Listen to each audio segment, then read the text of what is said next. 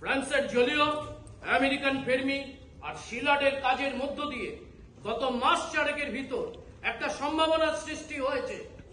যথেষ্ট পরিমাণ ইউরেনিয়ামে একটা নিউক্লিয়ার চেইন রিঅ্যাকশন আরম্ভ করা সম্ভব, যা কাজে লাগিয়ে প্রচন্ড শক্তিশালী বোমা তৈরি করতে পারা ধারণার অতীত নয়, সম্পূর্ণভাবে নিশ্চিত না হওয়া গেলেও।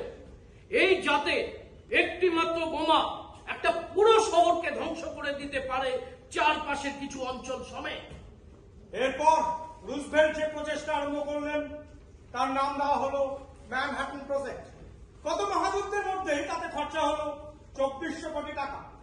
1,25,000 লোক অক্লান্ত পরিশ্রম করলেন। বিজ্ঞানীদের এক আজব শিবিরে আলাদিনের দৈত্য বেরোলো সূক্ষ্মাতি সূক্ষ্ম পরমাণু ভেঙে। কিন্তু এই চিঠি আমি জানি সাধন এই চিঠি তিনি কেন লিখেছেন, আর জানি বলেই সবাইকে বাদ দিয়ে আমি ওনাকেই ডাকতে চাইছি। শোনো, তুমি একেও আসামির কাঠগড়ায় দাঁড়া করাতে চাও? আসামি কেন সাধন? আসামি, ফারিয়াদি, সাক্ষী, বিচারক সব একাই সব। বেশ, ডাকো। Professor Albert Einstein.